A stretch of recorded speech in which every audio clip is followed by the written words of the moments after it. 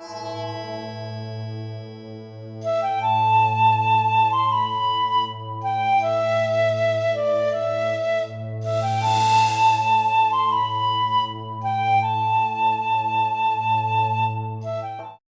you. So, greetings to everyone who has a connection with this text, who are here. I first just want to let you know that the Lama, who is one of the main lineage holders of Khangsar Tenpa'i Wangchuk, this is the great master from whom I received this transmission. And so all of you who are here to listen to this transmission, first of all, although you all know, but I just want to let you know that this is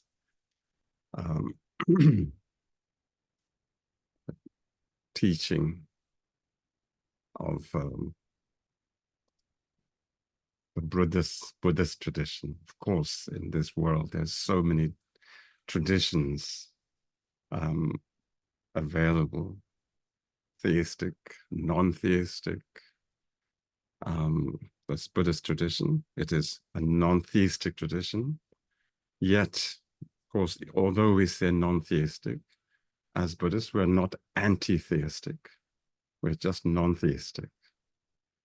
And also, from that point of view, just want to remind you, even though all of us are listening to this transmission, and as Nico mentioned, it is from the Dzogchen teachings of the Vajrayana teachings that comes from Tibet.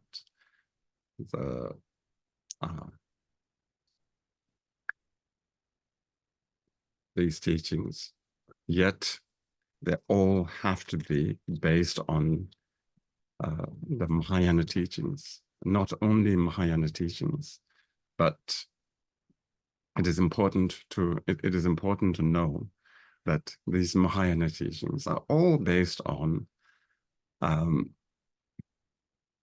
basic teachings of the Buddha, such as the Four Noble Truths, the truth of suffering, or dukkha, and then truth of cause of suffering, and then truth of the path away from that, and then, of course, the truth of cessation.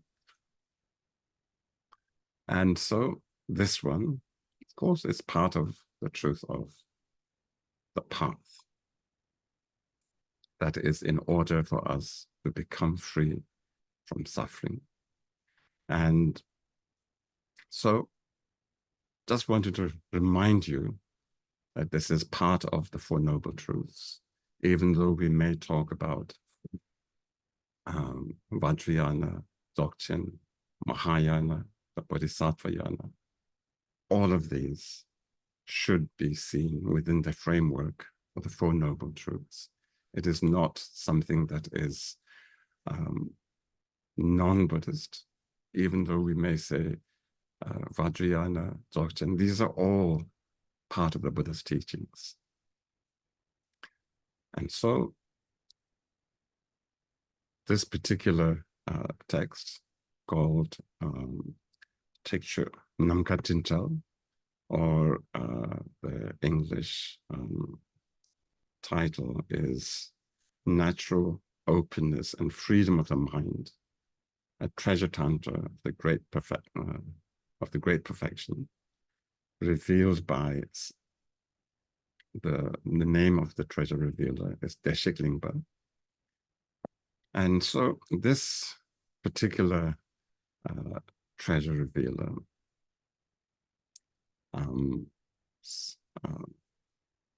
I think revealed this teachings, and he actually gave it to his student Khangsar Tenpa'i Wangchuk, who was from the Golok area of Tibet. And of course, I could enumerate his past incarnations. For some of us, it might be really a very interesting. For most of us, it might be just names. But anyway, one of them was Shariputra, the Buddha's disciples. And then, of course, during Guru Rinpoche's time, one of them was Yuda Nyingma. And then later on, the great, from the Mindrling tradition, Dharmashri. There's many, many others. So I'm not going to enumerate all his past incarnations. But this particular text was revealed to Khangsar Tenpa'i Wangchuk while he was in prison by his teacher, also known as Deshe Lingpa, or known as Deshe Lingpa. And it is said that for about 12 years, Khangsar Tenpa'i Wangchuk was incarcerated during the Cultural Revolution. And while in incarceration, it is said that he was practicing it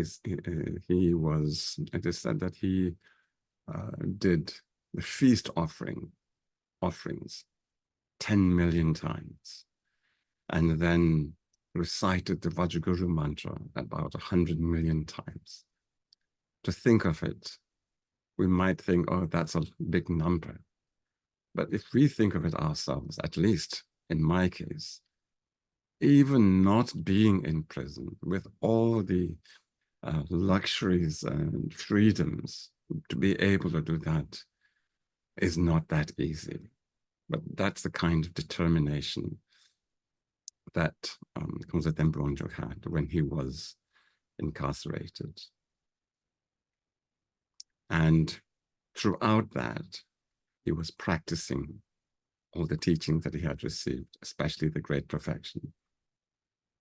And while he was practicing the Great Perfection, he conducted himself based on the Bodhisattva's conducts. And so it was for him that all the adversity that he experienced in the prison, while he was incarcerated, he could take all of that onto the path. For example, many of us might talk about preparations, preliminaries, and some of us, as you know, talk about preliminaries where we accumulate prostrations, refuge, bodhicitta, vajrasattva, mandala, etc. Like when we accumulate the mandala practices, even just accumulating a couple of mandalas, it's not that easy for us. But he did that while he was in prison, went through all these practices. And because of that, then he was able to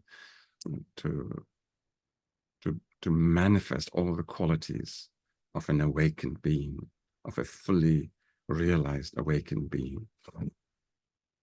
All these difficulties he went through became more of an impetus, and actually made him awakened, in that all his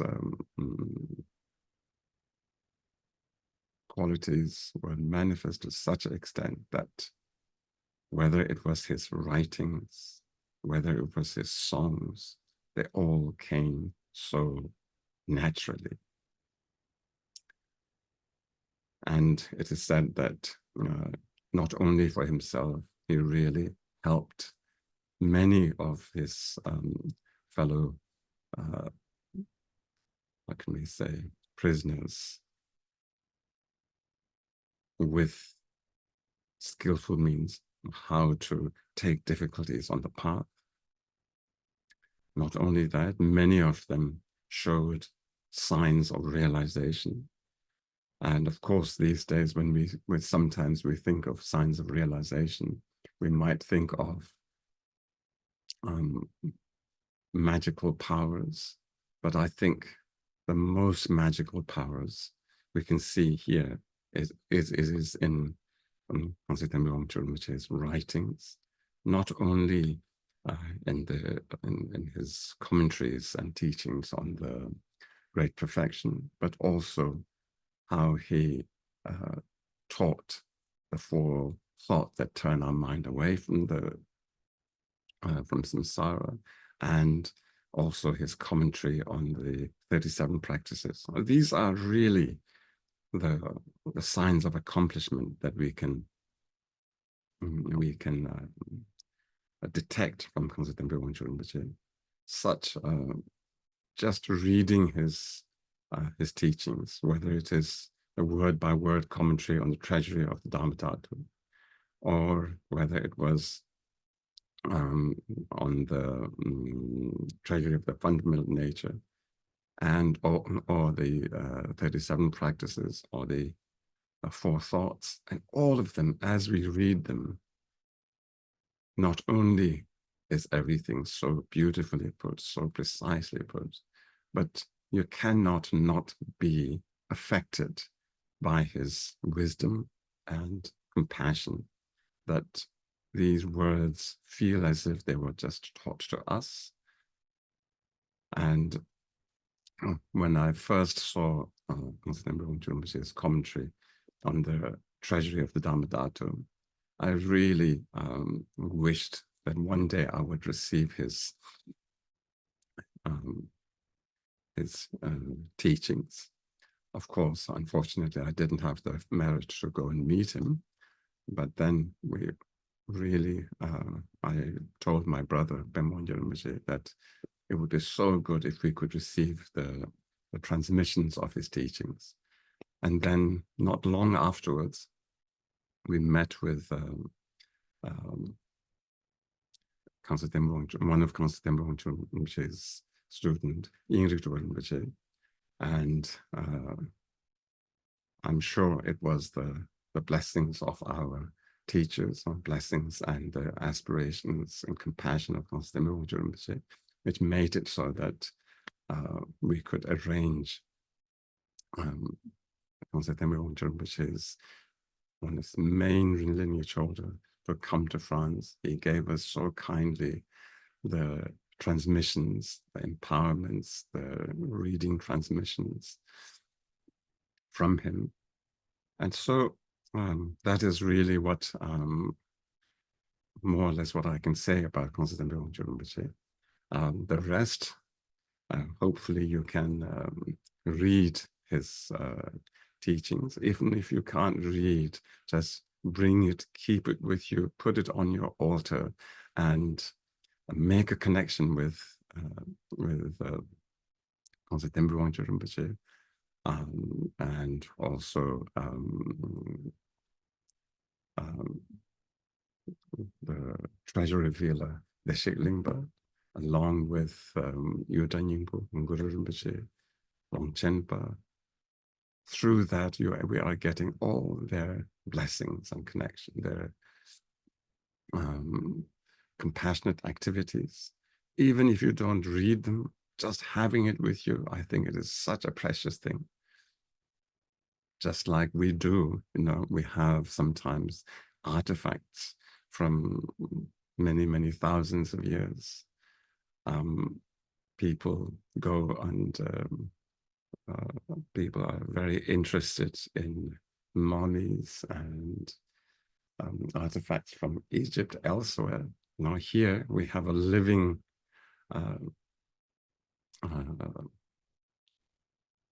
tradition with living compassionate activity, awakened activity, just waiting to be opened, waiting to be unfolded. Just having it there is already, I'm sure, very precious. For me, from my point of view, I am sure that just making that aspiration to be able to receive his the transmissions of all his writings was enough for the blessings of Khangsar Tenpa'i Wangchuk Rinpoche to make it so that his lineage order took the time and made the effort to come all the way here, even though he was himself not very well. So therefore, I have no doubt that the blessings of Khangsar Tenpa'i Wangchuk Rinpoche and his entire lineage will be of tremendous benefit to all of us. Just to say a few words, few words about how Khangsar Tenpa'i Wangchuk Rinpoche wrote these commentaries. Of course, he himself was a very, very realized master, and through that and his own erudition, he wrote these commentaries. And then when there were difficult points that he felt that he felt needed clarifying, he was somebody who had, I suppose we can say, the direct line to the lineage teachers and the lineage protectors like Ekadati. It is said that many of his clarifications that he needed, he would get it from Ekadati. She would tell him directly, and then he would be able to write them down. So this is not something that was written just by one person who learned a lot, of which there is a lot people who can learn. But this particular commentator, treasure revealer, was somebody who had direct line. Imagine many of us historians, historians of our time, wanting to know what was happening in the time of Cleopatra or even before them. At this moment, all we can do is simply just guess. Most of the time, it's guesswork. But here, it is not guesswork. It is the direct instructions of somebody who had access to the entire lineage teachers, starting from the Buddha Samantabhadra until us. So I would like to request you to listen to this with as much as possible, with as much openness, if possible, with devotion to Khangsar Tenpa'i Wangchuk Rinpoche, to Deshe Lingpa, to Guru Rinpoche, to Yuta Nyingma, whoever you feel connected to, or even the Buddha. With that devotion, please, again, listen with the wish and with the concern for all sentient beings, every single sentient being, with that openness, and with that openness to sentient being, with compassion and with devotion towards the lineage teachers. Please listen. So now I will slowly read the text.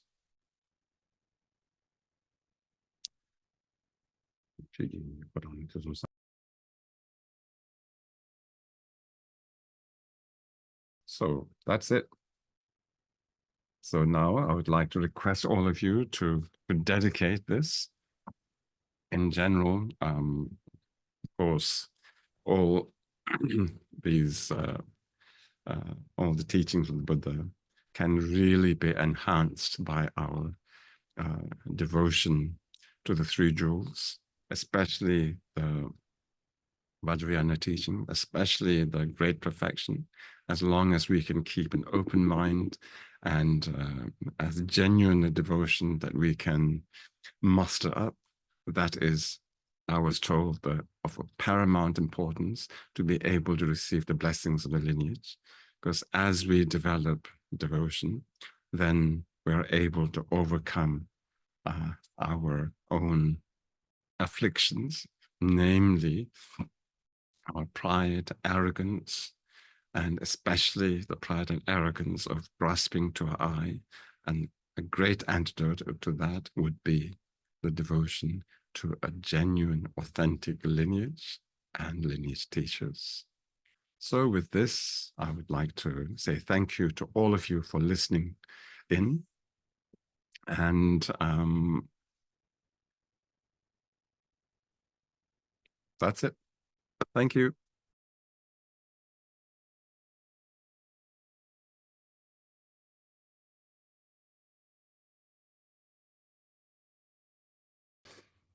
So please dedicate this.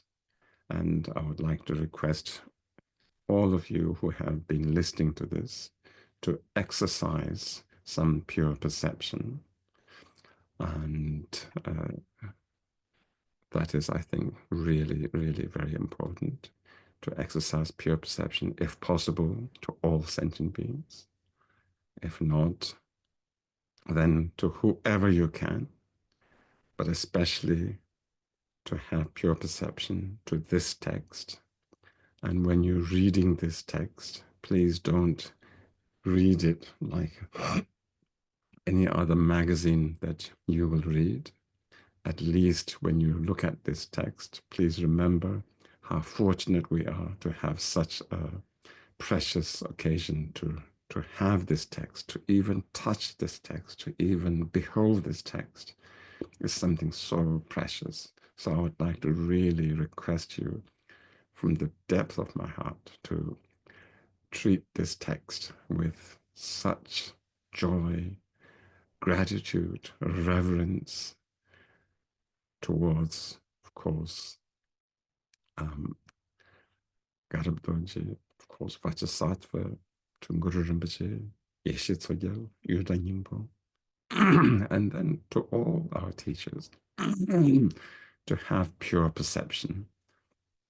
And no, pure perception is very, very difficult, but at least know that our own perception is just our own perception, and that we are trying to develop the perception of the awakened beings.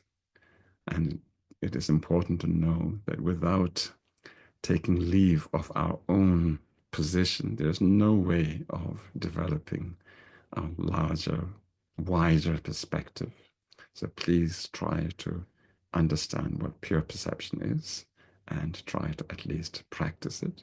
At least the text, touch it with respect, with reverence, with love, with joy, as if this was the only